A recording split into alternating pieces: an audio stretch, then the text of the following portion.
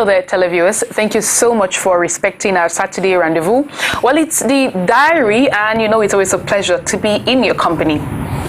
Now, last week we started talking about things that change once you get married. We talked about dress and grooming. We also talked about work, and we promised to be back this week for part 2. And well, here we are. It's part 2. It's time for part 2, and we're going to be taking on other things that should or maybe should not change once you get married. You're going to meet my guest just after this. Don't go away.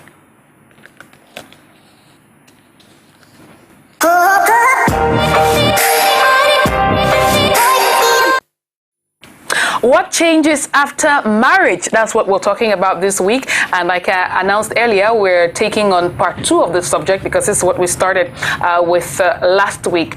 It's time to see those who are part of my set today. Well, I promised last week that everybody who took part in the first, who was present last week would be here this week. Well, sometimes there are things that you really cannot control, and I couldn't get everybody, but almost everybody is here, and that is really very good.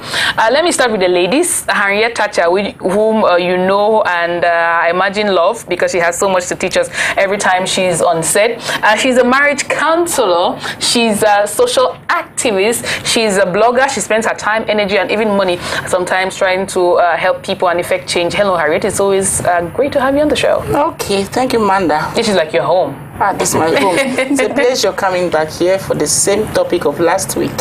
That's right. Now, I have to say that many people loved last week's show and they are looking forward to today. And we hope that we're going to meet all your needs. Now to the other lady on set. It's the first time I'm having her on the diary, and I'm really very excited. She's also a journalist and a TV host, so I have a colleague on set with me. Her name is Nde Vanessa Chuyong. She works with a brother TV station, DBS, right? DBS Television. Right. I'm a journalist and a host there too, so very often we are used to such programs. My pleasure being here with you, my very first time, but then you know that I'm always at the background and watching. Oh yes, yes. We watch each other. That's how it works with this. No, we need to evaluate each other. Exactly. And when we meet like that, there are opportunities that I'll be able to tell you that, Manda, the show last time I saw some quacks here, but overall I appreciate it. Oh, thank you so much. That's what we do. That's how we help each other. Exactly. Now, let me go to the gentlemen. You know them. They were here last week, and Wale, for example, he's here almost every week.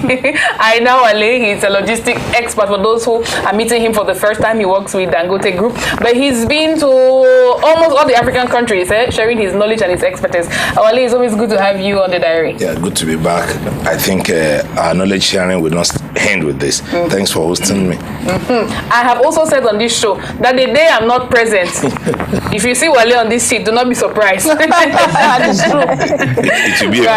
will be a pleasure. I am looking forward to that day, I promise. And now to Tata Tony Alex. He was here last week. He's also a regular on the show. Now he's an actor, he's a director, he's a film producer, what we call a triple threat. Tony, it's good to have you back. Thank you very much, Moma, and I'm very much highly honored to be on your set today again. Right. So let's get down to business. Last week, thankfully, Vanessa, you watched the show, so you're up to date with everything that happened.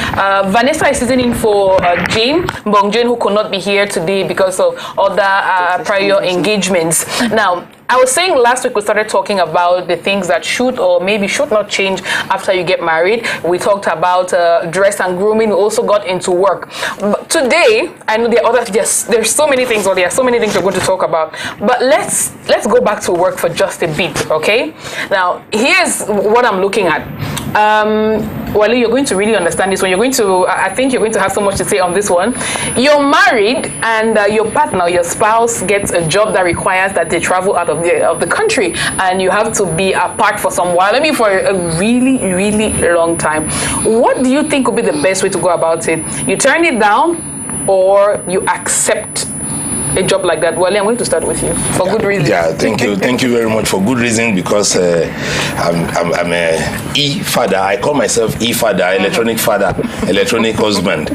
Well, what really matter, like Harriet said last week, was that the first thing is that the communication must be very, very solid, because the understanding must be there, and everybody knows that, okay, we are running a timeline.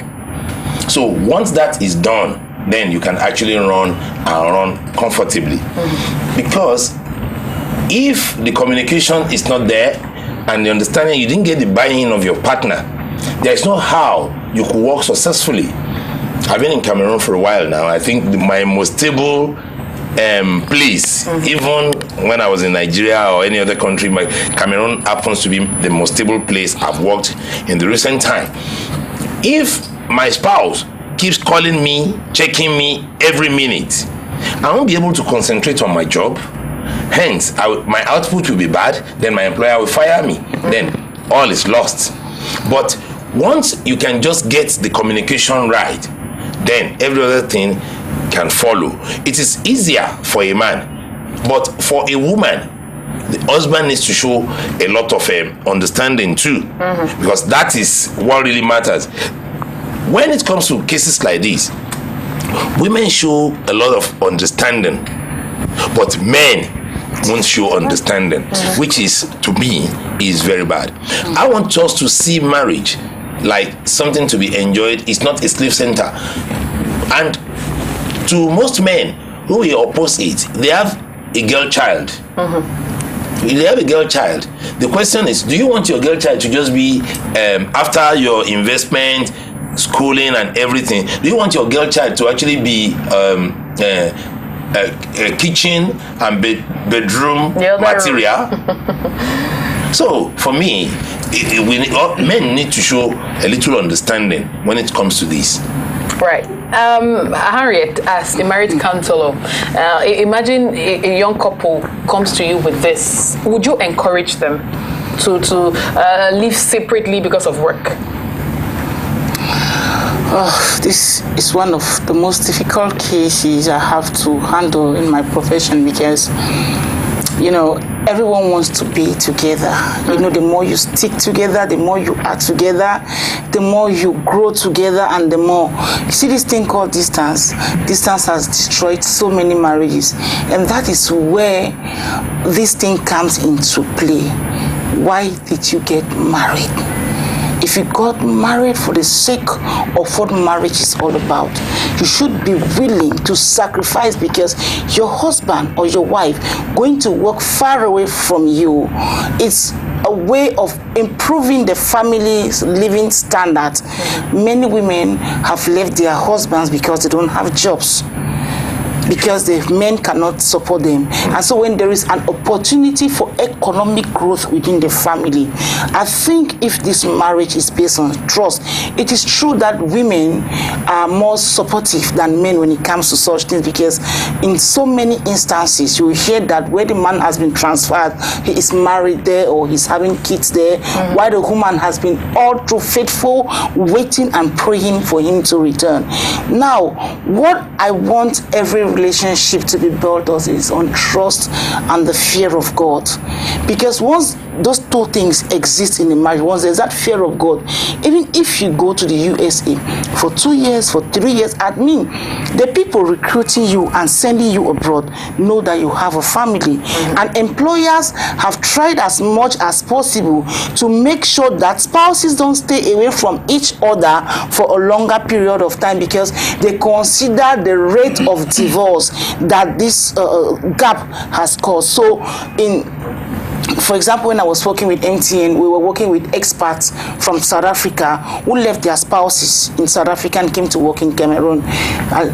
But like bi-monthly, you know, after every 2 months they go home to see their family, or at times they come here. So that is now, it depends on the employers now, because globally employers now are trying to fit that into their program. When you are recruiting somebody as an expert, especially a married person, you should be ready to have that clause that he or she should not stay away from the spouse for a very long time, because you as an employer recruiting the human resources that you need.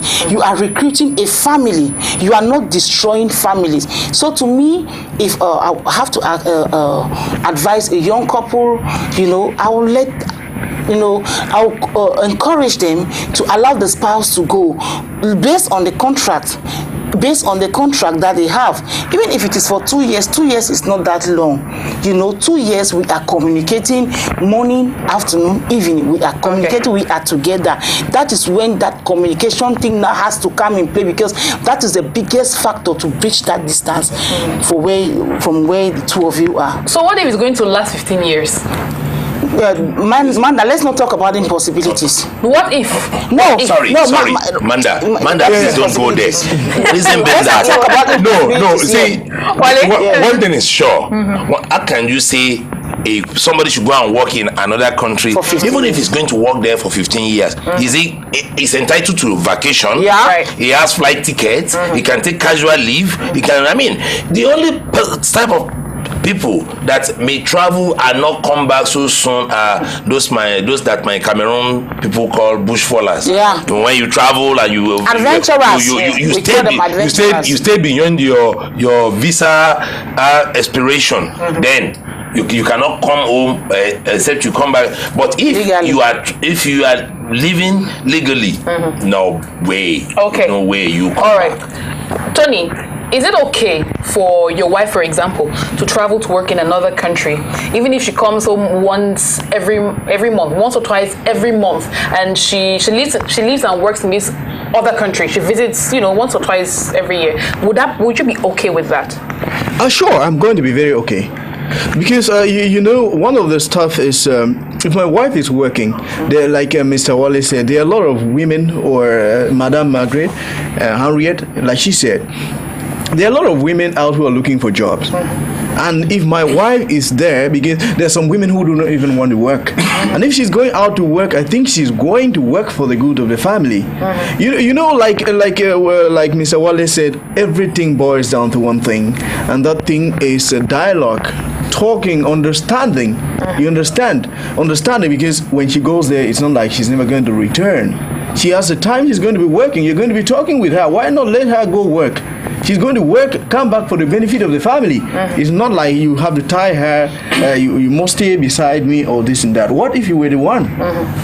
Okay, I have a few more questions on that. Then before I get to those questions, Vanessa, what's your take on the question? My take on the question, I really love what all of the panels have brought as contribution to the topic of discussion. It's getting very, very interesting. But then, away from communication and away from actually letting your partner go, there is what we call responsibility. Very often it's difficult, like Wally rightly said, for the man to let his wife go, but it's very easy for the wife to let the man go. In the course now of you letting your husband go, all right, let's say for example you said 15 years. Yeah.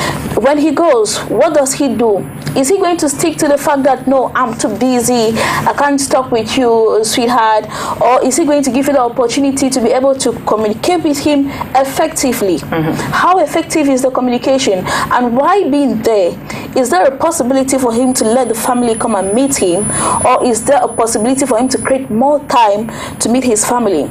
He might maybe leave, for instance, let me say, for instance, apply for a fellowship that the results are to be unleashed in December. But before doing that, I asked my husband, do you think I should apply for that fellowship?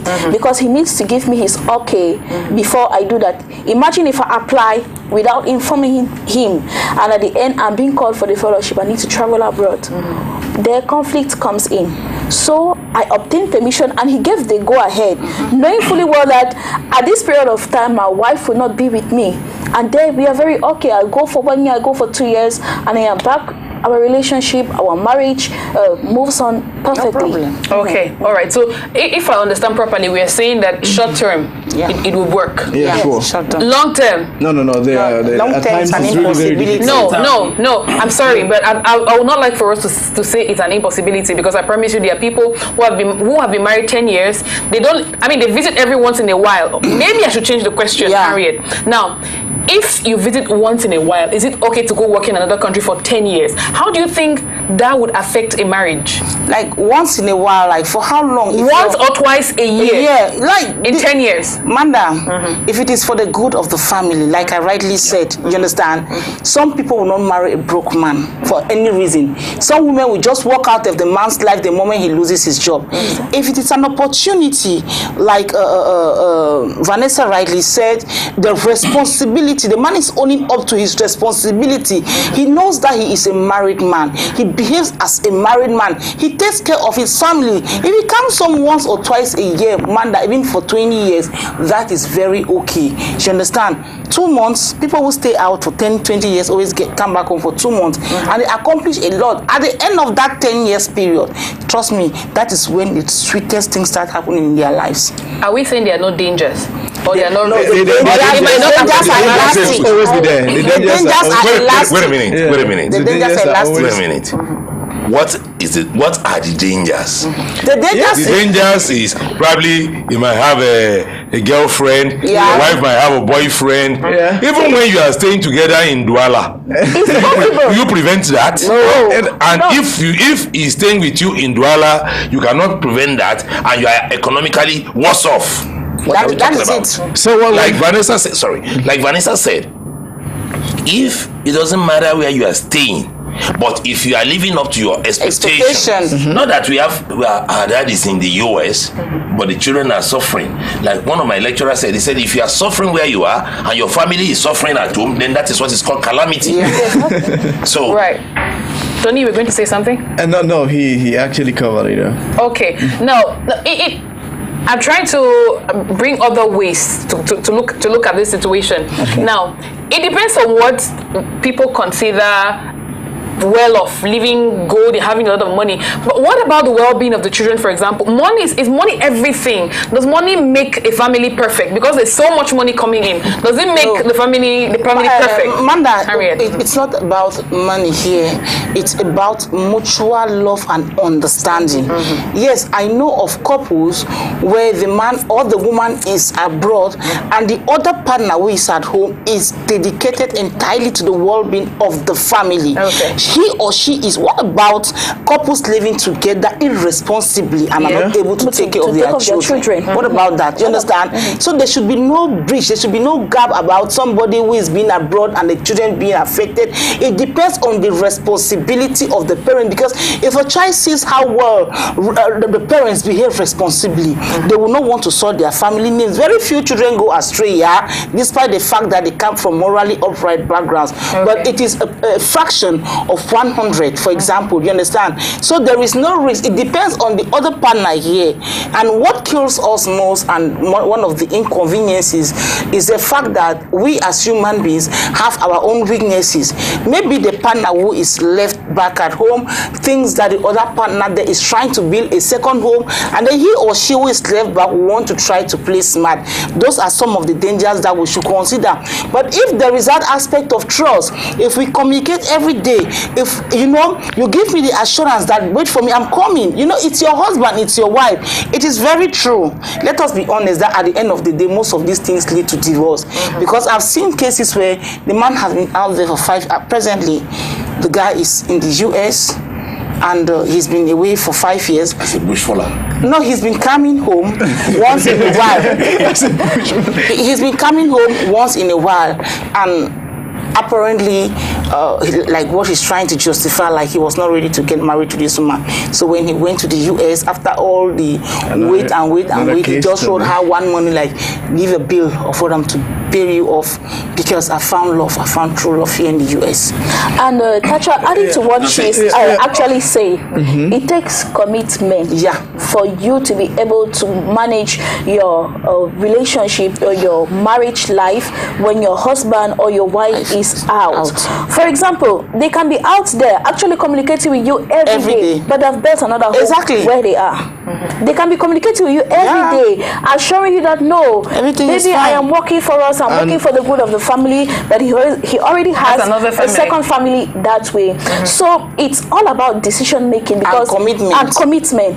If you haven't taken the decision that no, this is my wife, I need to stick to my family, I need to work for the growth of my family, then obviously you will go astray. Yeah, whether you are abroad or at home, you go astray. Yeah, so it doesn't matter. It depends on the level of commitment. I think that's the same thing we are saying, that it's not the foundation is commitment. Yes. It does not really matter the distance. And one thing I want to say is talking about how to take care of the family. There are people who live abroad and they are still able to handle their children as if they were around them. Exactly. Because the times they talk with their family all the time, and the wife is there to give the husband the total details of what is happening back at home.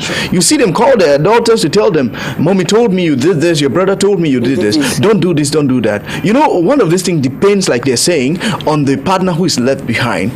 Right? If the partner left behind is somebody who is responsible, I believe the children are going to follow, and with that they can be able to have some sort of mutual understanding, and there wouldn't be any problem. But the problem only comes when there are some what do I say? Where there are a lot of because at times it comes like some people. You know that over there it's not like here in Africa. Over there, people work with time, and there are certain places even they don't work with their cell phones. But there are some women that when, for example, or the man is here or the woman is up there, you call and the person doesn't pick. Oh, the person was with another woman somewhere. Now we need to keep those things off our minds and see that. No, it's not a function of. It happens. It's a mindset thing. Yeah. And it's a terrible mindset that we really need to address. And I think the viewers should just learn and just adapt. In most cases, especially when if a woman, you can't monitor a man. You can't monitor a woman. The only thing we can work on is what we're doing now. That just monitor your conscience. You cannot monitor. If somebody is in Douala, you cannot monitor. You want to monitor him when he's outside Douala. The bottom line is that, like Vanessa said, and I remember the program we had that Vicky was sitting down by my side. If a man is not living up to expectation, there's every possibility of the wife not being nosy before, but want to probe to know what exactly is wrong now. But if you are anywhere and you are taking care of your wife and your family, women in most cases, once they can trust, or when they can see substantial care from your side, they show understanding. You can't give. Till then, it depends on the morality of the individual, Mr. Wale. But you keep a woman at home. Yeah. You are not fending enough. That can push her out. You're not fending enough. That's a good And you point. now said the woman is. The woman wants to know where the drain pipe is. Probably you've had another girlfriend. Maybe you have another family. That's why you cannot pay school fees. You cannot do this. Mr. Wale, we have a high-profile case that will probably make boom anytime soon of a man who gives that woman everything. And recently, one of their sons was involved in an accident that was said on all media, and there was need for transfusion. And it was discovered that that boy, who is 18 years old, is not that man's son. Out of curiosity, I'm talking of a top personality in this country. I'm talking of top personality in this country. Very soon you'll see it on papers. Out of curiosity, the man decides to go for a DNA on the 2 remaining children. And behold, just truly, all the 3 children that he's been fathering, that he's been taking care of, none of. Now, I want to ask this woman a question. What did she lack?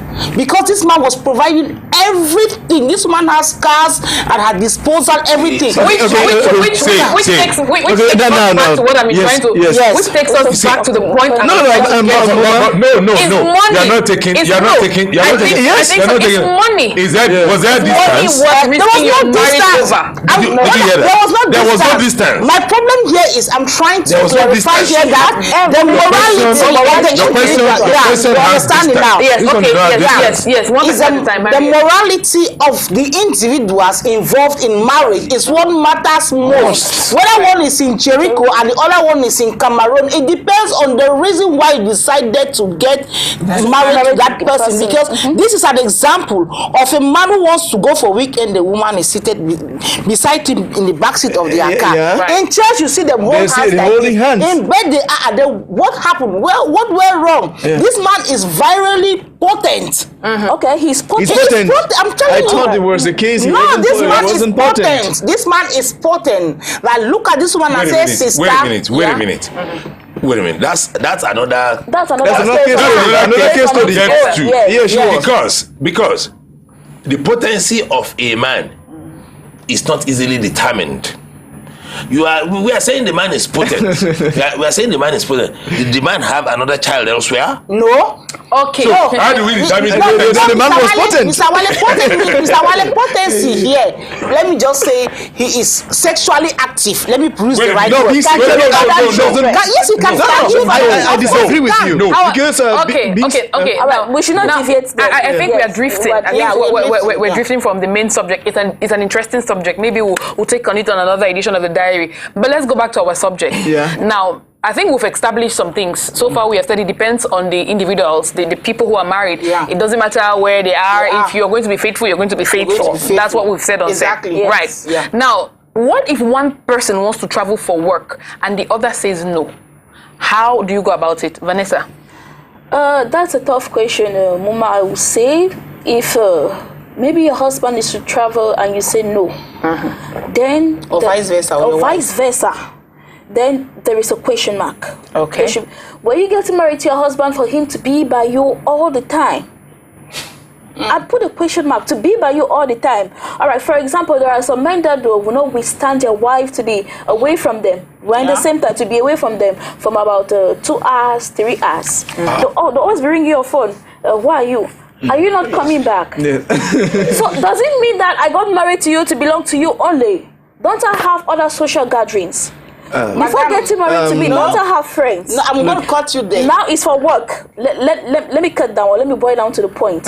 Now it's for work. It's for the interest of the family. It's not for my personal interest. And so thinking of me going out might depend, because some individuals will think, no, you want to send me out for about 5 years. I don't think I can do that.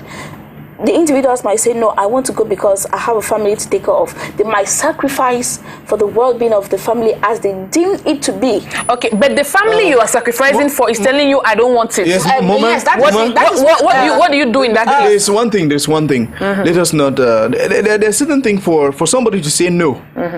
That means there must be a reason. There must be a reason. And some of this reason, I'll let you understand. That is when I said it can be a no or it can be a yes. But I'll let you understand that there are so many people here. For example, I'm living with my wife. She's working. If she's working in a company that I know that maybe this company have branches over, or they can transfer her to work in another country, I leave her to go. But not that my wife was doing something else and then one morning she says she has seen a job and I am not aware of what job she's going to do, and then she says she want to go abroad. I'm telling you, I'll say no. Now, what I want to say here is that when such a situation arises in a couple, now we look at the economic situation of the family. If while here in Cameroon you are earning, say, 500,000 francs, your husband is earning 500,000 francs, and the two of you are able to meet up to the family commitments and the demands from both sides of the family. Now, and you sit and think that, okay, we are making enough to have a comfortable life in Cameroon. I don't see any reason. What we should do is to try to protect our family.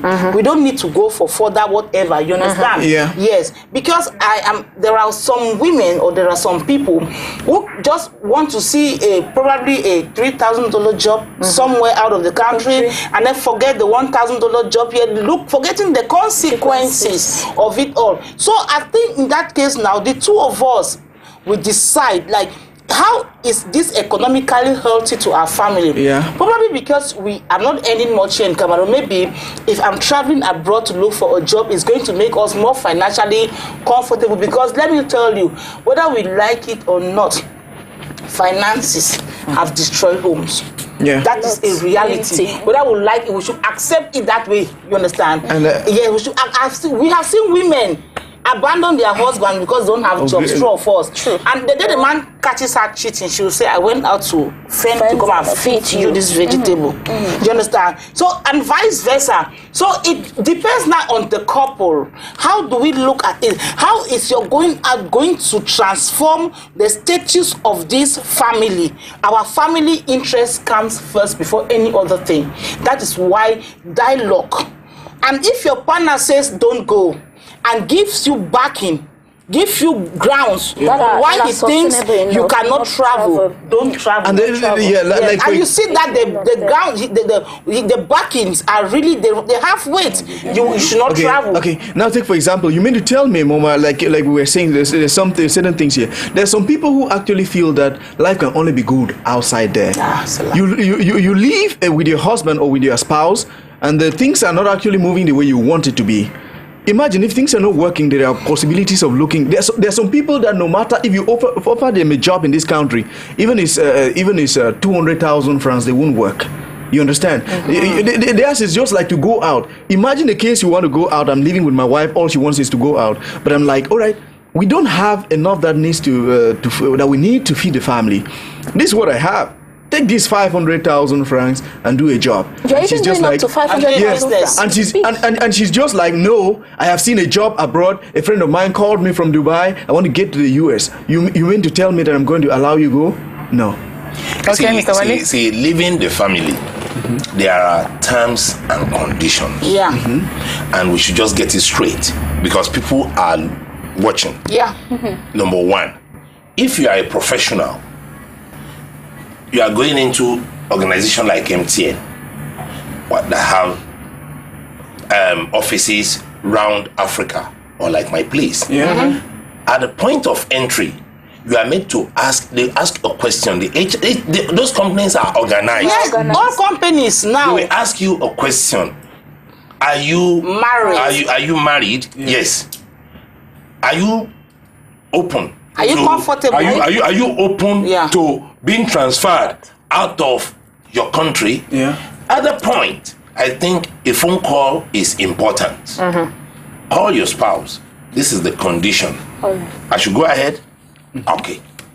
No, I think what they do is they tell the HR, the human resources, like, let me go discuss this with my spouse. Yeah, you can go. You can go and discuss, but at the same time, your spouse is in the know that you could be transferred. Yeah. Your spouse, okay, let me use myself as an example. We're working in a bank, my wife and I, and somehow, the bank was short. When the bank was short, the two of us were on ground zero. Ground zero, doing our opportunity to sit down at home. Like somebody said poverty is made in the bed. So should we sit down and increase the population, or sit down and think on how to improve the economic well-being? Then the decision was taken. She said, look, I'm not working in the bank again. I mean, I'm not looking for a job in this country. She left. Are you okay with that? She left. Yeah. The next job I took, let me use myself as a practical example today. The next job I took, I was working in the bank.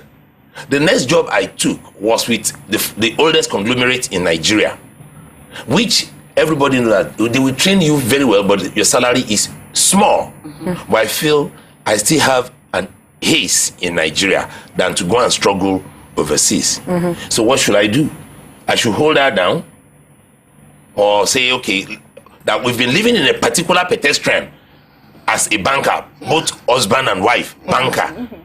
Now, she left. I waited. I haven't gathered and that was what even gave me, you see, some doors will be closed to redirect your life. Yeah. I am a trained banker. But when that door of that bank was shut, I went to another organization. They took me. I need a job, and I was desperate about it. I was taken, and that was opportunity that now exposed me to project management. That was the opportunity that exposed me to transport and logistics. And your marriage was still intact. And that is what held me to my contemporary in the banks now. Some of them are driving Uber in the UK and driving Uber in the US. But thank God that opportunity came. We both understood. We are better for it. Okay. Manda, one clarification is our society of today, it's considering family values. That is one thing we should know. A company cannot just pick you and shoot you to the US. A company that knows that you're married. That is why most of these companies, when they want to recruit, they recruit mostly single men. Especially when it has to do with traveling. That is because they consider the family value. They don't want to recruit you to destroy your home. That is why somewhere in the contract that they are going to send you out there, they mention that you have maybe a week or 2 days, 2 days or so to be out to visit your family. I can talk because I have similar contracts. Okay, fine. That similar contract even guarantees you flight ticket to visit your family. Exactly. You see, so it's not issue. So it's just a function of if a man chooses not to be responsible, he chooses not to be responsible. Yes. If a woman chooses not to be responsible, she chooses not to be responsible. This becomes dangerous, right? It is not the family. It is not the adventure. When it is an unknown adventure, you understand? When it is something that has to do with the company. That's what there's no problem. With the precise target. If it is just an adventure, you are just going into the wilderness. You don't know your left or right. You don't know how it's going to happen.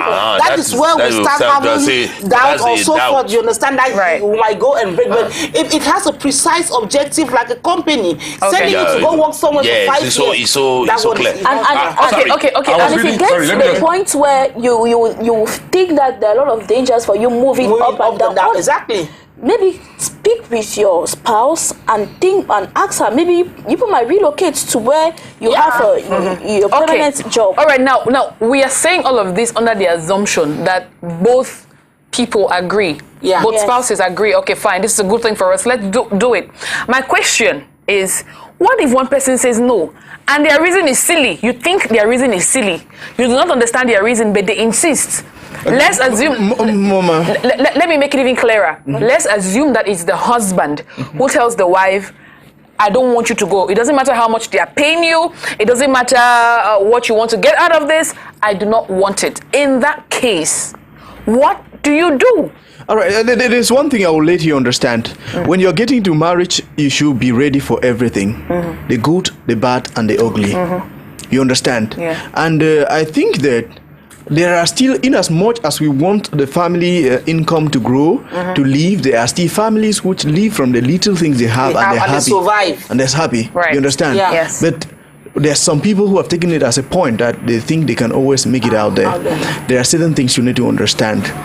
In as much as we want to work, we also need to think about our family, which is more precious and more valuable. Thank you. You understand? Yeah. So I think now we are bringing some kind of a balance because there are people who deal with this situation, there are couples that deal with this situation every day, and some decide, I'm not going to do it because I feel this is better for us. You know, what works for you and what you agree on, I think, is what you should do. For the good of your family, there are certain things that are good to let go. Yes. Yeah. If, for example, I want to go out of the country, or my spouse wants to go out of the country, and I say, they no. No, I bring backings as to why, and he insists. Or I insist that he should not go, or he insists that I should not go. For the sake of that family that I love, I'll let go. Irrespective, as you know, if he is living up to the his expectation as a husband, or if she's living up to the expectation as a wife. This thing is about dialogue. If the two of us do not agree, if our ideas do not go on the same direction, we just let it be. Where there is discrepancies, where couples do not agree, the friction in the decision of traveling or not traveling. If that is not cemented, if you leave your family out of self-will, that whether my wife agrees or not, I am traveling, I am going, you have destroyed everything. You're destroying your home. Yes. All right. And more to this, at times, maybe at the beginning, your spouse might refuse you from going. He might deny the fact.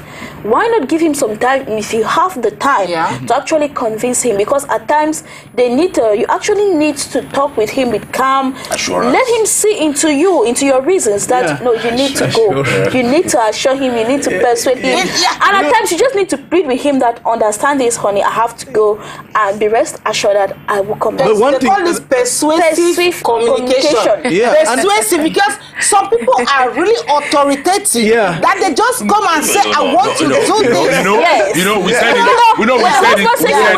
We said it on this show last week. Yeah. Especially men. Especially men. You see, it will be difficult. Go and check the record. It will, if we post it and check the statistics, the number of men that their spouses have told not to travel, I said, I'm the head. They travel. They are more than. And my word is final.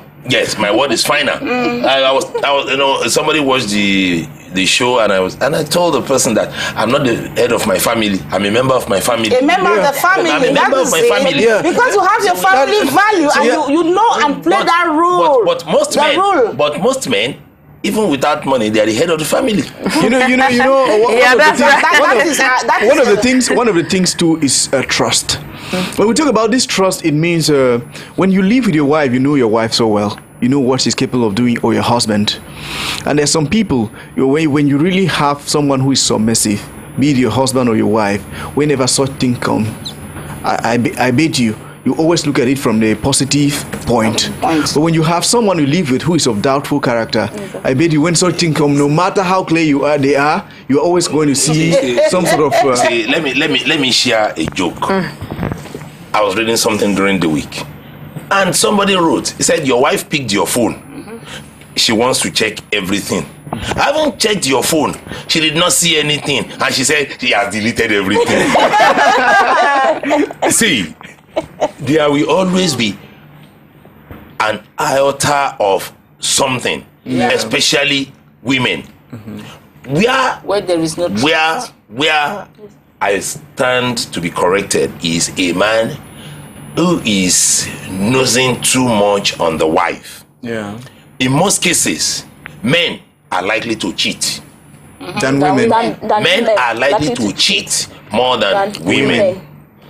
But in a situation, you as a man, you are supposed to be handling your jigger, digging the ground, tilling the soil for your family. But instead, you have loose time to be peeping. Like I was reading something, a man it started like this. The man is, funnily, we think it's only common in Africa. It's not only common in Africa. It's everywhere. The lady was sitting at home alone. Apparently, she found a friend via social media in Gambia. And they were just platonic friends. But every now and then, the husband keep accusing her. And later, the man went further to start saying, before now, you've not been dressing this way. You've been dressing this way. And now you have been wearing sunshade. When the accusation, they said, okay, I chat with somebody in Gambia. I am in United Kingdom. Believe you me, the man spoke until the lady now stood up and said, well, now that you have accused me so much, I'm going to Gambia to visit my friend.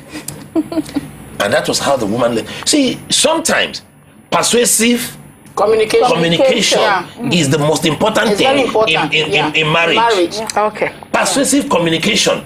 Don't be autocratic. Your wife is not your slave. You know your husband. You know how you could cajole him and push him to say, okay, yes, you can go ahead. All right. So, I think we've reached an agreement on that one. Yeah. Let's now move on to something else. Let's talk about finances. Harriet, you and I were talking about this just before the shows. What's on that last week?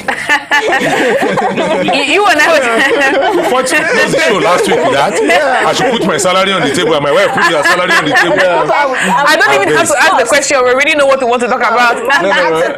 You ask your question so that Should there be transparency, total transparency when it comes to finances once you get married? Yes. There should be total transparency when it comes to the management of family finances. Okay. Now, there are situations because people put it the way you put it last week. No, people. Let's make your points clear. All things have passed. Yes. People get married for all the wrong reasons. You know. Now, when a girl steps into a marriage, especially where her salary is higher than that of the husband, now, you know, her family, especially her family, starts being selfish. Start accusing the man of exploiting. You understand? Now, before she got married to this man, she knew that her financial baggage has more weight than that of the man. As a dutiful wife, as a woman who came to build a marriage and a home, as a woman who did not come to, because in such cases, you the man now becomes the woman and the woman becomes the wife. But in any reasonable marriage, where the woman knows that my husband remains my husband. At the end of the month, this might sound crazy, but if we practice this in our homes, we will see that the blessings of God is going to dwell with us.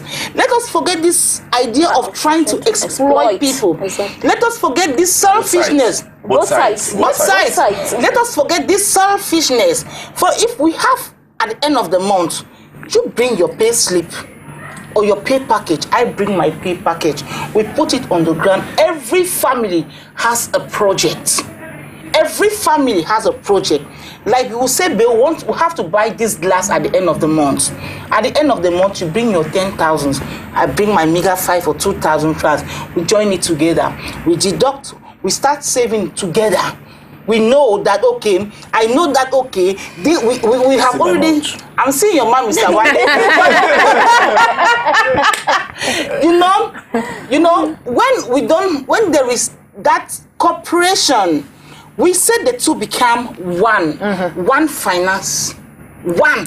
You understand? We might have separate bank accounts. We might have separate bank accounts because of our salaries. Because your bank account must carry it's affiliated to this. You understand? To this, your company, you understand? Now, Mr. Wale, financial management in the family should not be shrouded around any secrecy. We should bring our finances together, build our projects together. At the end of the day, right, if Wale's brother wants to travel, Wale will tell Henriette that day, my brother wants to travel. What do you think? You I totally agree with what Tasha yes. said. Okay.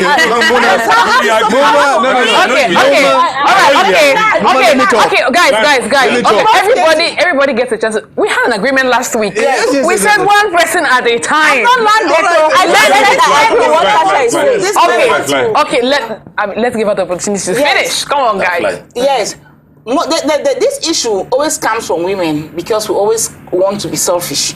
You understand? Now this man has helped you, sent your brother or sister abroad. When it's time for you now to cooperate with him and help somebody in his family, now you start bringing wahala. That is not supposed to be. But if you get married to your husband is transparent with his finances. You are transparent with your finances. At the end of the month, you go to your various banks. You pull your 200,000 francs. You pull your 2 million, Mr. Wale, and bring it together. That makes 2.2 million, right? And we don't manage it as a couple. Don't hide it from me. Don't go enter Jangle without telling me.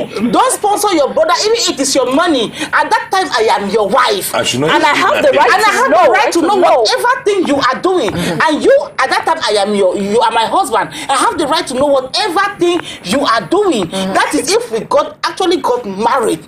for the sincerity of marriage. That is how it should be. But when we get married with branches of ideas. If I get married I got married to you because I'm working in Dangote, for example. Tomorrow Dangote fires, so what will I be hanging on? Nothing. I'll be gone. Do you understand? Okay. Yes. Right. No. Ladies first. Vanessa has. I think she has something to add to that. Thank you very much, brother, for giving the ladies first of all. Yes. I totally agree with what Tasha has said. Now you people see you are desecrating marriage. Yes. Okay, but Vanessa is talking. Vanessa, please. I agree with what she says. She is typically right according to what I think as well. And I would just go to add to the fact that unless the man is selfish or the woman is selfish or they have personal interest, that is when now the problem sets in when it comes to managing finances. Taking for example, you, the woman, you earn 200,000 francs at the end of the month. The man earns 500,000 francs. Now, one evening you just come, Daddy, this is what I brought back, and he says, okay, well, some men even will not even ask you to bring what you earn, but they are willing to take care of you as they used to take care of you normally. Some men will not even want your money, but for the sake of for the fact that we came together and we need to work together for the growth of the family, I need to chip in something as a woman. I need to assist my husband. I need to help him in one way or the other manage the house. And so we bring it up together, we put it on the table. Okay. I just have the problems. Okay. All right. I know everybody's going to say something.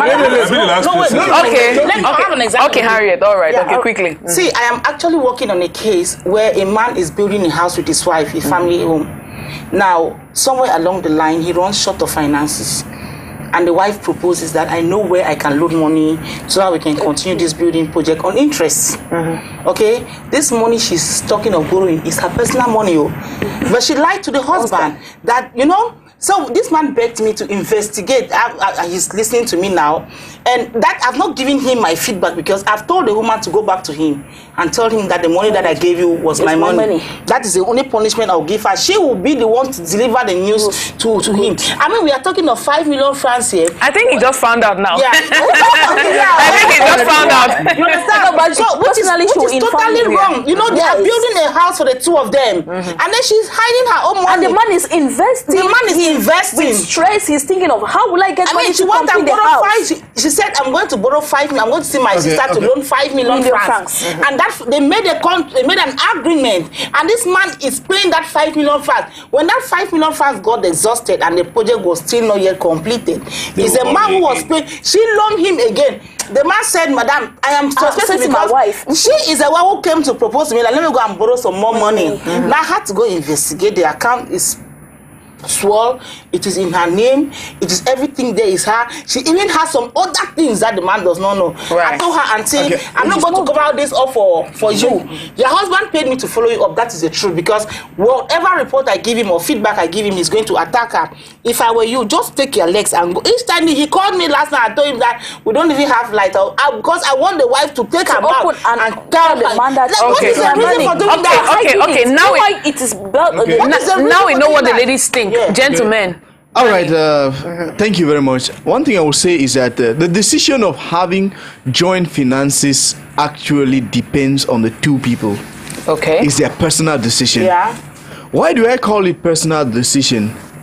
You will bear it with me that no matter at certain points we say we join it, I am not forced to reveal to you what I earn, where I come from, or where I are not forced to reveal. Yes. You say, okay. It is my personal will to tell you how much I earn. Now you are contradicting yourself from what was here last week. No, look. I was clapping for you. All things are fine. I was clapping for you. This is Tony as of today. My God. Please. I have said, I look at the point from two different sides. Please, I am looking at it from these two different sides. You understand? Okay. When I say it depends on the individuals, we must not hit on something. We must not follow one direction. You understand? We need to be flexible. Okay. Look, for example, you live with somebody. For example, like I tell you, I am working somewhere, you're working somewhere. I can't tell you where they pay me 5,000 francs. And you're telling me they pay you 1,000 francs. I could still tell you they pay me 5,000 francs whereas I am being paid 10,000 francs. Isn't that dishonesty in marriage? No, we cannot always keep those things behind, Mama. We must accept the fact that they do happen. I'm not saying they don't happen. I'm saying should they happen. Under normal circumstances, like I say, I am not talking about I am not talking about my own case. You must accept that those things happen. Double life. Is that what we're encouraging people to do, though? We are not encouraging people to do that. Okay. But I will let you understand that there are certain situations. Take for example, right? Like we're talking about these joint accounts. Mm-hmm. We have seen situations of you having a joint account with somebody. You guys have worked. The account has flourished. At the end of the day, what happens? The marriage is no more standing. Mm-hmm. And what happens? A man like him, Mr. Wale says, always feel he's the head of the family. What happens? He swaps everything in. You could still have your account. Look, but then that means you're entering marriage reservation. No, it is not. You're preparing for no. something that it is not a matter. Tell me when it's my turn. It's almost your turn. It's almost your turn. It's not a matter of reservation. Because the way you are holding your mind. Look. I'll let you understand. I'll let you understand one thing. Take for example a woman. A woman is somebody that for us men, let me tell you the truth. We can wear one pair of trousers for even 2-3 months. We are okay. You understand? We're fine. But a woman is not like us. This morning she's wearing a blue pant. In the evening she wants to wear a red one. And she really needs to buy it. At a certain point it's going to be some hygienic conditions demands that she cannot put on one for a day. We are not refusing. She cannot put on one for a day, so she needs them. We're not refusing. Okay, if you afford her as many as possible, she will not ask for a man. Vanessa, it was Tony's turn. Tony, please, let me just take it over. Okay. All right. See, the first thing I will say is that all men should go and pray. They should go and pray very well. The only time that a woman fed a man in the Bible, that was when men managed to because the woman fed the man with apple. Up till today, the apple is still on the neck. Never digested. A man should do everything to be financially stable. Marriage is not meant for boys. Marriage is not meant for somebody who is not financially stable. At least to start with. Let's allow him finish. Now, what I will say is that as a man, my wife will only see my offer letter when I join a new company. And after that, no more. But the caveat remains that whatever you need as a person, you're going to provide. God will provide. That is being dictatorial. It is not being dictatorial. I disagree with you, Toto. We're not refusing. No, I kept quiet too. We are listening to Wale, guys. Time for me to fly. Guys, let's allow him the opportunity to say his mind. I don't want your money. Of course. Whatever property we are running after, it is the duty of a man to provide. Thank you. If a woman brings, it's just a support. Yes. And if you bring, and most of the times, Mr. Wale, women who are financially stable more than the men, whenever they bring in, no matter whatsoever, we are doing but are you forgetting the popular saying? They said a man feeds the wife for 10 years. It's normal. It's normal. A woman feeds her husband for 3 days. 3 days. It becomes a I've national been the one anthem. who has been feeding him. But what I'm saying is this. For me, I don't want your money. I want your support. If you bring, good. If you don't bring, no problem. My duty as a man, by the grace of God, is to provide for the family and take care of you. And when you want to get tomorrow, when you will not be there tomorrow, wait a minute. I never said. If she doesn't know your wait a minute. I never said a woman should not work.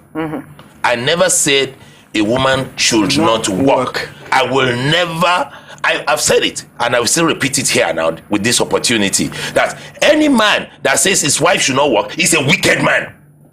Now, let me ask one question, please, Mr. Wale. Now, okay, you keep your finances to yourself.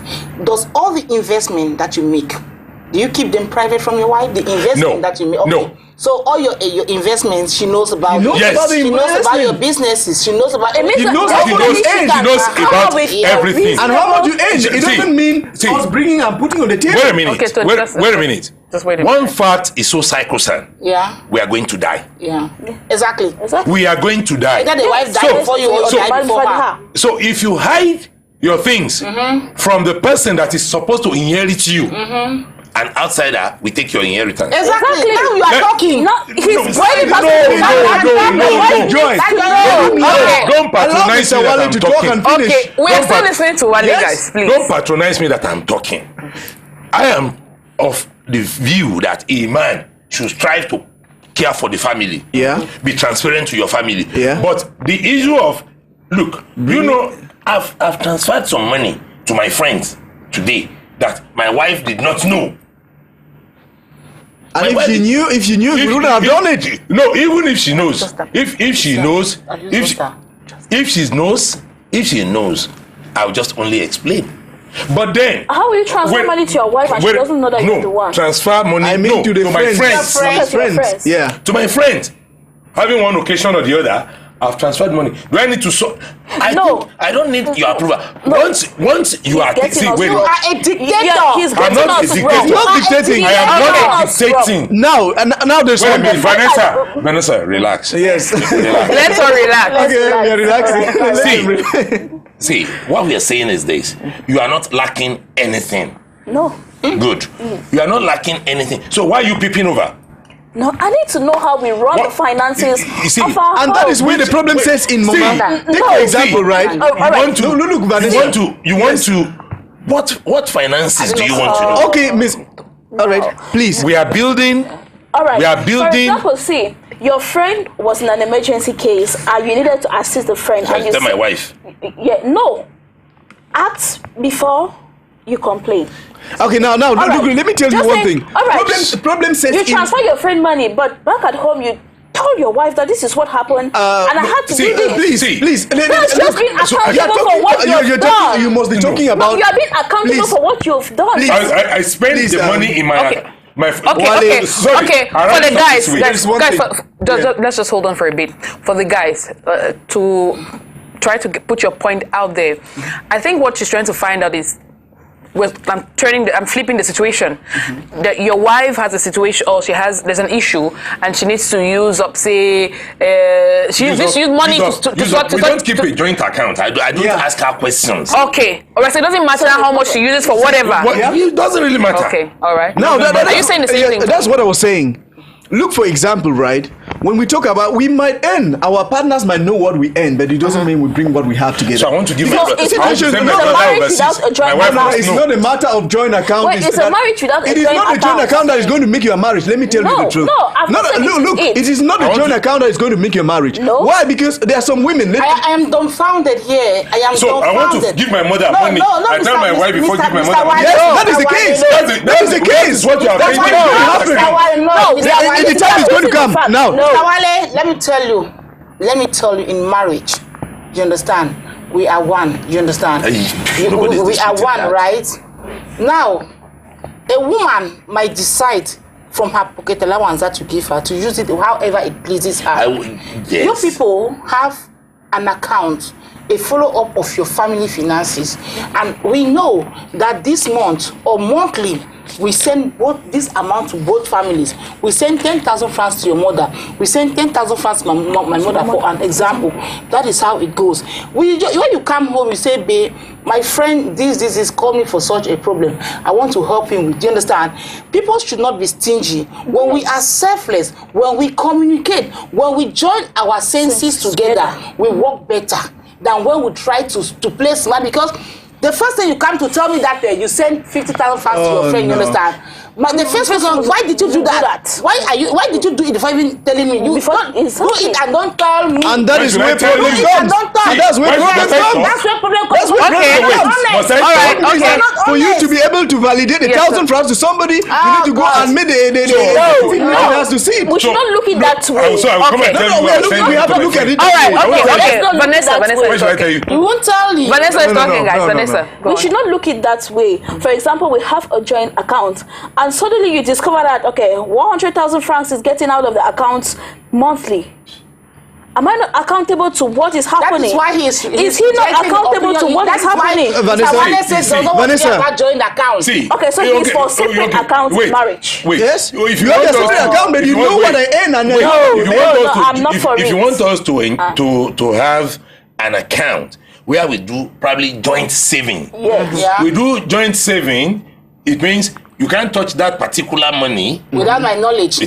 Nobody can touch the money without the consent of the both parties. It's not a problem. Yeah. Okay, so will you go spending recklessly No. your personal... We're not talking about spending recklessly. No. We're talking about... I'm an adult. I work for my money. You are telling me you are my wife. So you control how I spend? You control... People come to my office and Yes, you give them 1,000 francs. No. Yes. That is That means you need to call your wife and tell her that you want to give somebody 5,000 francs. No.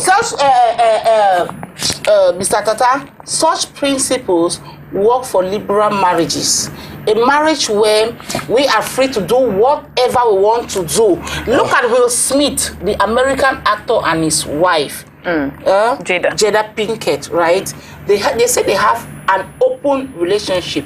This one goes out and have as many relationships as he or she wants. This one goes, and at the end of the day, they just come back to the house and be together. In that case, this kind of management works for them better. You understand now? No, that is what we call open relationship. Wait, let me just have a clarification. Yes, ask. It's not. We're not talking about 1,000 francs now. No, we're talking about 10,000. Wait. We're talking about even 100,000 francs. Yes. So what it means is that I just want to learn. We are not just teaching. Yeah, we are learning. Yes. We should learn from each other too. Asking, yeah. So now, if I'm in the office and somebody comes, probably a colleague or somebody is in need of 100,000 and has spoken to me, and I see emergency, and I see that I need to do something. I need to pick my phone and say, "Okay, madam." My friend needs 1,000 francs. You are not. That is you. No. When it happens, permission comes in. Okay. No. Let us respond to the question. All right. Okay. Yes. I'm answer you on that question. Now, at the end of the day, when all family expenses have been sorted out, when all project expenses have been set aside, right? You work in an office. I work in an office where I meet people daily. We have our miscellaneous allowances. God bless you. Yes, you understand? Yes. Let me learn. Okay. We have our miscellaneous expenses now, allowances now. How you use your allowance, you understand, depends on you. The only thing is, as a person, as a husband, a respectful person, you say, hey, a situation made me in the office, I ran into a situation and I just did this, you know, you are just, it's some sort of conversation. It keeps you flowing. It keeps you flowing. Okay, I was thinking I needed to correct. No, you don't. All right. Okay, guys. Right. Now, this situation we're talking about is assuming that the couple or both spouses have good jobs, they have what to spare, there's enough money to, help out. Because there are times when you want to help out, but you cannot because you don't have to. What happens in a marriage where they are just managing to put, you need both people to bring what they earn at the end of the month to keep things going. All these things. How do you manage that in a family like that? Because most families are that way. There are fewer families that are well-to-do. All these things that we are saying, we are even painting just one side of the story. We are talking about a family. You have a job. I have a job. Yeah. What of a family? She sells at Sadaga. I'm a shoe mender. Yes. Let me tell you about my parents now. Let me tell you something at the end of the day. About my parents. So how do we go about things in that case? My parents, before now, they used to be very poor farmers. My mother sold smoked fish. My father was a farmer. We have my phone market, my phone in Limbe. The market days were Mondays and Thursdays. When my mother comes back from the market, my father too used to run an off license. They both were depending on each other to raise the small family that we have. You understand? If my mother has a small contribution in Jange somewhere, my father knows. If my father has a small Jange, because no one knows. My mother can fall sick, and then she has an obligation, financial obligation somewhere that she's been hiding from my father, and then it becomes a problem. When he discovers it, he will like, if she can hide this from me, it means she's hiding so many other things from me. No. Now she makes her husband to know that okay, we are in a women's group, and this is what we contribute. For example, every Thursday, my father too says I'm in this group. This is what we contribute every Thursday. Now at the end of the market day. These are struggling people. My mother brings the 5,000 francs she sold in the market from her fish. My father brings in his 10,000 francs or his 1,000 francs he sold for plantains. I was going to GTHS Ombe. My other siblings were schooling. Now, what do? Take inside these 6,000 francs that we have. We save this 2,000 francs for the students' school fees to come up later. Then you hold this for your bathing soap. You take this, and I bet you, my father, I went through education from primary school to this university without being driven a day for school fees. You understand? That is it. When the family's finances are being controlled by the couples together, it enables a proper planning for the family to grow. I am telling you, Mr. Wale, I was the best. My teachers might be watching me, and they will testify that my fees were always paid 1 month to the start of the school year. My books bought, my uniforms bought. That is because my parents together had planned for it. Good. And my mother knows there is a difference between planning and having How will you plan? How will you plan without together? There is having a joint account. It means you are not being honest to yourself and to your spouse. When you talk, let me talk. Okay, yes, Sonny, it's your time to when talk. You talk, let me talk. When the ladies talk, they should leave the gentlemen to talk. The stuff is very simple. Go on, Tony. Your parents, I don't think when your parents, what they did was, your father will go and bring all he could have to present this what I have. Yes. Your parents did not open any account somewhere. Because they did not have to open an account. Please, for me to know, I can tell you, for you to know what I am doing, doesn't mean we have a joint account. Mr. Wale, I'm going for Njangi. My wife knows I'm going for Njangi somewhere, which means that I actually have something I'm doing for that Njangi. For me, I believe in openness. Yes. I believe in openness. That is the thing. Let me see. This program goes on Facebook, and people I share. People watch. There's a particular man we're working together than me, so rest in peace. Amen. He was building his house, and he was hiding the building from the wife, hiding the building from the family. But the only person that knows, I still see that man most times when I go to Nigeria, and whenever I see him, I feel I am owing him. I still give him something. Why? Because the guy died, and unfortunately, or anyhow, he was a Muslim. And Muslim, they bury almost immediately. The guy was to be buried. If that driver, who knows the house he was building, had kept quiet, probably the driver would have been the one that will inherit How many that of house. such honest drivers do we see have nowadays? Now, it was that driver that opened up to the family that, hey, why money? That, hey, he has a house somewhere. He took them there. They died. It was decided, okay, let's bury him there. The family continues that way. Probably, that story might have shaped me. Yeah. That story might have shaped me, and let it shape every of our viewers. Yeah, sure. What I am saying is this: I won't hide anything from my spouse. Yeah. In my language, this says something that a dead body cannot hide anything from those people who are going to wash it. You understand? If you go to the morgue, you see this. The dead body cannot hide anything. So don't hide anything. Whatever you hide belongs to an outsider. Yeah. So for me, you will know. But don't. She has clarified my thought by saying that you could have you have miscellaneous that you can use to handle every other thing. Yeah.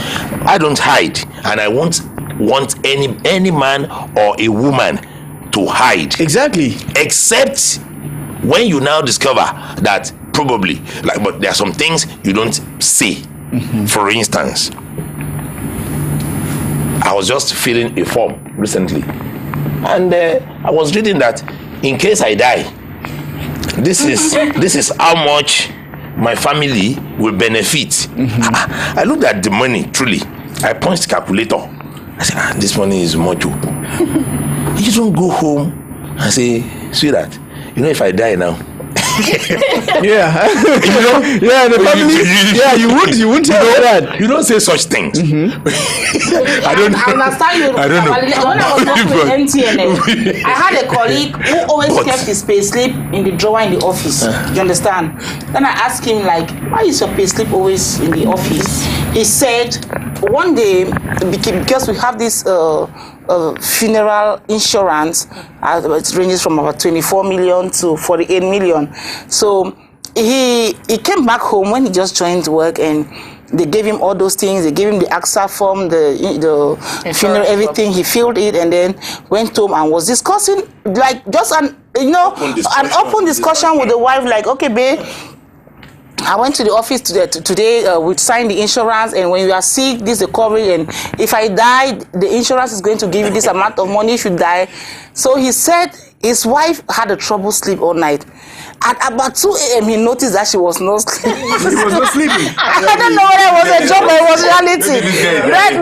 Then he turned and asked, like, babe, why are you not sleeping? She said, babe, you said when you die, they'll give me how much? you see, you understand? Now, that is a woman who is there for an interest, you understand? Because no matter, no. Wait. You failed to understand. Until there is just a minute. Right. Until there is a situation, you will not know the true intent of some people. Of course. The woman was very good until the man let out that if I die, my further investigations now revealed he's this kind of a dictator of a husband, who want to hide, don't take care of the wife and a lot of other things. Okay. Now let me just tell you people a small story now of this man who, like you claim, that was open, and you have your finances, you are managing it, you are taking care of all her needs now, and then he died in an accident. Now he had tons and tons of millions of bank loans, and the wife did not know anything about it. Poor woman. Poor woman. He had other women somewhere with other children. Poor woman. Now this man died. 1 week after his death, he was still in the mortuary. They just sent the woman a note that your husband is owing. He mortgaged this house for a loan that this woman never saw. As we speak today, she is in Bonaberry in a one-room, because the bank seized everything. And Mr. Wale, that boils down to the fact that if you want to go as far as loaning money from the bank, let this woman know. Not two different things. Being transparent with your finances. Listen, I want this thing to be heard by every couple. Couples must be transparent with their finances from each other. Okay. Tony. Yes, one thing, we did not say we shouldn't be transparent. We are mixing up things here. There is a difference between transparency and having joint accounts. For me, I have never stood for the fact that a man. We are not talking about joint account or whatever. No, you folks not confuse because then we are drifting from what we are talking about. Mr. Wale, and Tony. Wait. Look, what I am saying is, they said they have agreed that you have your miscellaneous. Yes. You you might not have a joint account. Yes. But what we are saying is there should be transparency. We have. This house that we are living in, there is a mortgage. Exactly. For me, it's normal. Shouldn't you even but you know one have thing a discussion with your wife before you go decide? But you know the man went wrong because he refused to consider the opinion of the woman he is living with in the house. Because this man was transparent. The fact, Mr. Wale, the fact that you are working the money or you are bringing in that money, you understand? Just that respect. You will tell me, babe, at the end of the month, this is my home pack, my end of month package, you understand? This is what I'm planning to buy a land. There were other houses this woman was not even aware. And there were I think what she is saying, for example, if you don't tell her your pay package at the end of the month, Today she demands this. Tomorrow she demands that. Yeah. The next day she demands that. You say, oh, this woman.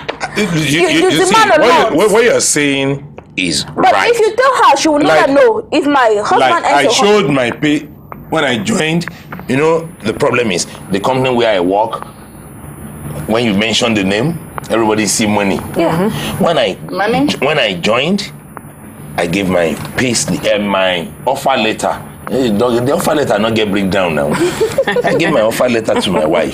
Offer letter not get breakdown. Did not get breakdown. I gave her my offer letter. Like you went to level, yeah. Just read. And that's what you choose to Just do. read. Just Read. Cram the figure. Divide it by 12. You see? That is how much. Divided by 12. Now she has an idea. He has an idea. God bless you. Yeah. Now, A good step is already. That is it. So that you don't over demand. Yeah. I will provide to the best of my ability. Yeah. But in that case that you mentioned, for me, joining, I'm an associate banker. The bank made a mistake. If you want to take a loan from bank, be it a man or a woman, they ask question. The first question they ask you is, are you married? Are you married? No. Well, once you say, The first question is collateral security. yeah, but no. But with the collateral, Okay, let's give a chance to in finish. banking, All right. Yeah. in banking, Okay. there's what we call 5 C's of credit. Collateral is the last. Character is the first one. Yeah. Do you have a good character? Do you have the willingness to pay back the loan? That is the first thing. That's the first C of credit. But what I'm saying is this: the question will come: are you married? Yes. When you say you are married, Okay. then they request for the consent of your wife. And that is when the crookedness of men who want to double play, because let me tell you. You know the beautiful thing? You have said the crookedness of women too. No, You have said the crookedness on this program too. You have said so we are all human. We are all human. Look at this man who died 2 months ago in Gabon. My friend, his girlfriend is watching as I'm talking. What happened is this man has a wife who works somewhere in Idea, okay? And he's been dating this girl. And I told her, like, don't do that. That is somebody's husband. And she did not. Now this man wanted to take a loan. And he went to BSEC. And BSEC asked for his marriage certificate. And so how he did it to make an ID card with the name of his wife on the to that, attributed it to that girlfriend, and then take that marriage certificate. I went to the bank now, collected that money now, and then ran him away, putting that woman, that my friend, now into trouble because she herself has a family business that she's managing, and she had to use it as a collateral. As we speak now, the bank is showing her, I don't know. You understand? So this crookedness, this idea of us wanting to play smart on our partners always land us to our doom. And unexpected doom. Be it the man or the woman. Yes. No. So there should be transparency. And that is where C. Yeah. Sorry. I said something at the beginning of this program last week, and I used myself as an example. I said, you affirm strongly courtship, which I drove my heart for. During courtship, even in marriage, I'm not an advocate of divorce.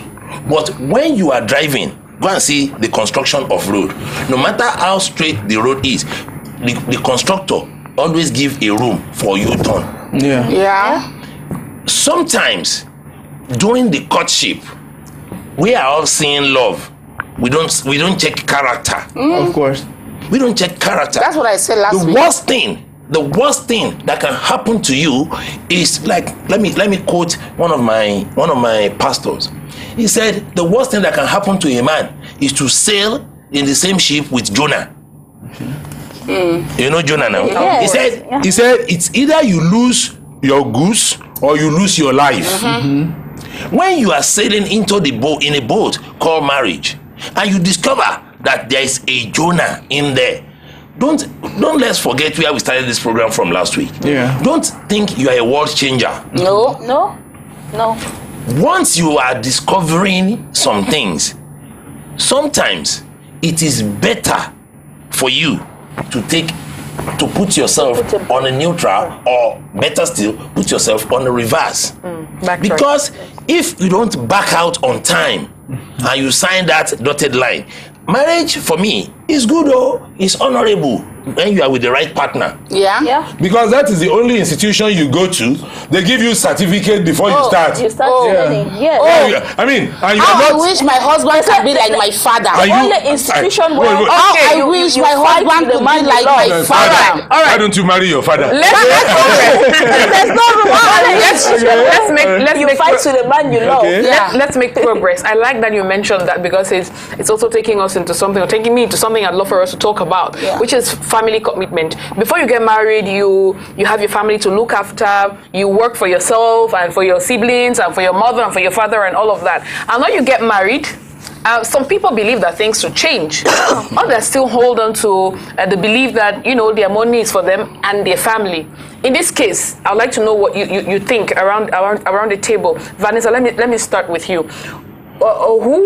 To whom does your commitment go first? Is it to your husband or to your family? Your mother has a problem, your husband has a problem. Let me paint that picture. Your mother has a problem, your husband has a problem, and you only have enough to sort one of the problems. Where do you start?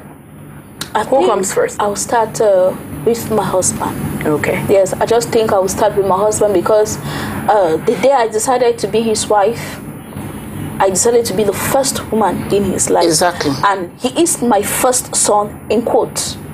So I will have to have my husband first. Let me just put it there.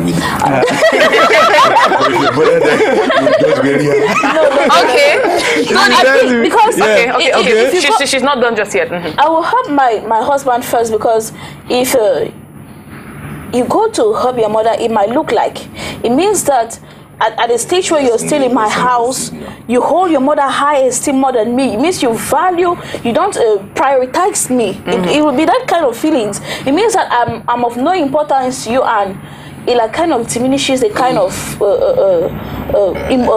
how can I put it? Affection he had for you. Okay. Yes, he will always think like, if something happens now, I know that she will let me die and save someone else. So Okay. I think I'll have my husband first. All right, Tony? No, according to me, the first thing is you have to attend to your wife or to your husband. Okay. Attending to your wife or to your husband, I'll let you understand, no matter how much you love your family, even in the Bible you say the man and the woman shall leave their husband to create their own family. You might be the only child, or you might not be, but I think the mother, wherever she is, might have so many people who can stretch over to her. It's just like someone who is someone who goes like, you want to pick color notes, another one falls in front of you, you prefer to go and pick that one before coming. Why not pick this one and go to that one? At times it brings a lot of distrust, you understand, and it shows at times like you might really have that affection, but it brings a lot of distrust when you actually abandon your husband because you want to go and take care of your mother. You understand? He will never, no matter whatever you do, when you come back, things are never going to be the same. Okay. Yeah. Right. And Wally? Let me see one thing. I think we should commend Harriet on this program for being a marriage counselor. I think my journey, I can say, is smooth because I listen to so many people, marriage counselor, church, everything. I listen and I learn. The woman should be a professor now. She told us one story. She was married. They now traveled. Herself, her husband, and her brother went visiting our mom, Dr. Mrs. Sige. She said, when they got there, the mother did not know that they were coming. So apparently, they just met this stew that just lost in the house. So they had to eat before another fresh soup is made. She said she looked into the pot. Her husband loved chicken thigh. Her brother loves chicken thigh. And there's one chicken thigh in the pot. She said she looked at it. Said, do I give my brother? Do I give my husband? Do I give my brother? Give my husband. She said she just picked it and gave it to her husband. Then the remaining chicken, herself and her brother. She said, her brother looked and said, so now so quickly love the swift things. and that solves the problem. Yeah. Exactly. No matter how you look at it, there are some things you will do, not because it is convenient for you. Yeah. There are some people, sometimes when it's decision time, there are some people you just have to close your eyes on. Yeah. Not because you are wicked, but then that is what the situation demands. Yeah. Okay. So for me, there's nothing wrong. Just take care of your husband, even though you can go to your mother behind and explain, say, at least. I think you can say, is there a gospel lie? Is there a gospel lie? You say, Mama, I not get. I just wait. So I think I would like to say we all agree on this. But Harriet, I still have to hear from you. no, she said she has nothing to say. Well, is it a yes, first of all? Yeah, it's a yes. Okay. Your spouse first. Yes. Now a question. Yeah. I'm happy that we have agreed on one thing. Yeah. All four. Great. Now, my question. As my sound. Yes, my question to you as a married counselor, because although we are saying yes here, there's some people who do not see things the way we see it.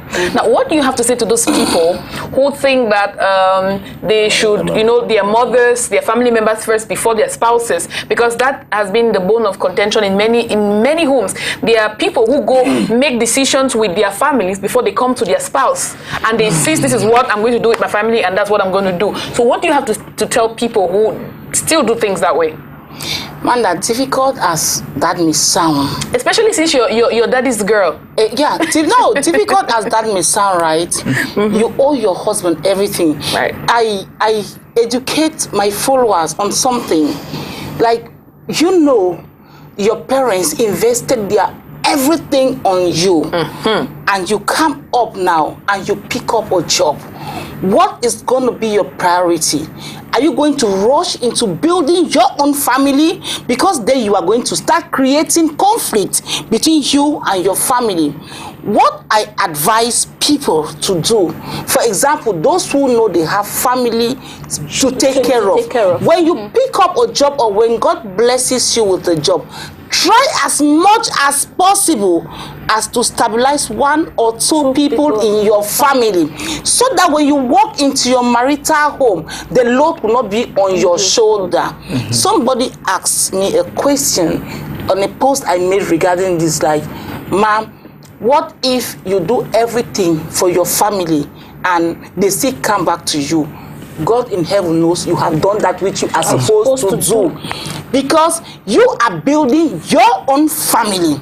It is your responsibility to build that. You come from a family, from your mother and your father have already built their family, and you are part of their family. Now, what happens to your own family? Because I need to have my own family, my own husband. Most of us are the reasons why these things come back. You cannot say, choose between your father and your mother, or choose between your husband. Like we normally say in Pidgin, marry the finish, the family the finish. But hey, when that marriage comes to an end, because of your carelessness, and you go back to your house, who do you go and meet? You go and meet somebody else's family. At the end of the day, when you will not be able to provide to your family, they will say, look at this failure of a woman, or look at this failure of a man. This will not be his or her own. I agree with you. So my advice to the public, my advice to young, because this always comes up between these youth, you understand? When you come from a family like mine, because we practically, me and my siblings now, by the grace of God, have raised our parents up to a certain standard of life that even the devil himself was not expecting. That is because when we grew up, we knew where we came from. We were carrying planks. We were always going to the farm under the rain. We were always doing all these things. Now, when I got a job, I turned behind and looked and said to myself, what I went through, my siblings should not go through. Anybody who knows me in my four limbe knows that my family is what it is today, thanks to my selfless sacrifice. I decided, because I was attending GTHS Ombe, there were so many nasty things I could do because I had to buy pants, dress. So yeah, daddy could fight hard or mom would fight hard to pay your fees and do everything. But there were those basic needs that you needed that they could not provide. And so you go start doing those nasty things that you were not supposed to do. I told myself, if any of my siblings is going to do those nasty things, it is not because they lack, it is their wish. So I removed all of them from their schools that they were going and put them in dormitory schools where they will be safe. And that actually helped, brought my family, gave them some kind of respect. Everybody was calling my father Henry Tem in my phone because they thought that he was a poor man. But hey, now they call him Patem or Mr. Tem because of the value we have given. Because I looked back, I said, okay, where I came from, I should take care of where I came from before going to where I'm going from. Today, okay. So even if I go get married now, I don't give my father 10 francs. Not even the fact that my brothers will give. My father has a small house there that at the end of the month, his monthly allowance comes in there. So which means if I am supporting my family, it is not an obligation. It is just because I'm adding to what they already have. Yeah. So every youth should try as much as possible not to just rush into getting married, because when you go get married to a woman, for example, you men, you automatically marry the family of the woman and forget where you came from now. Okay. Conflict starts. Okay, Harriet. Harriet, add another question before you Tony. Another question, a follow-up question actually. So what if your family invested all that money into you, you finish school, you can't find a good job, you're struggling, and you're getting to your 40s, you're still struggling. Should you stay unmarried because you're waiting to break through and help your family? No, Manda, you don't stay waiting for a breakthrough. Some people get their breakthrough once they get married. When you get married to a man, the man knows where you come from. When you get married to a woman too. When you get married to a man or a woman, you know, your partner should be able to know where you come from. It is true that some of us, or most people, are so desperate to walk into marriage that they agree everything, yes, and now when it comes to applying in the practicality of life, they fail. You understand? But if you come to marry me and see that it is that poor farmer's daughter, and that poor farmer spent all his youthful energy to invest in this girl, and you come get married to this girl, and when you come get married to this girl, a breakthrough happens in her life, or you get married to that man, a breakthrough happens in his life, please don't forget his truth. Okay. Don't forget her roots. All right. Thank you for adding that. One of the things I wanted to say is very simple, Mama. In life, at times, this issue of men going to take decisions with their families or women is very dangerous. At times, they say they do it considering their family first, but they don't know what it brings back to their homes. For example, as a man, at times, women feel frustrated. And I want to let you understand one thing. When a woman do not feel fine, the whole family is troubled, whether you like it or not. Because when you sit as a man, you go take those decisions with your whole family and come back. He's just like a slave in your house. You understand? Yeah. He's just like a slave in your house. And to bait you, whenever a woman stands behind you, you see things moving. Smoothly. But if you're a woman, if you're a wife, if you are going, yes, yes. But if you see a woman that anything, whether you go up and come down and she does not say anything, I bet you, nothing will ever work the way you want. So one thing I can advise men out there is that, or women, decision making whenever you are married is not just between you and your family, but it should be between all of you. Always try to talk together to see how you can bring things. Don't always go to your family. Start with your wife. If people discuss, you can then take that to your family as a proposal, but not necessarily your family must give their accord before you people can move on. All right, our very final. One word on that. See, let me tell you one thing. As a man, you are supposed to give your wife a lot of confidence. Yeah. You have to give your wife a lot of protection. When I got married, right there and then, my parents were seated, and my parents-in-law and my family were seated, and I stood up and I told everybody there that my wife is not a general wife.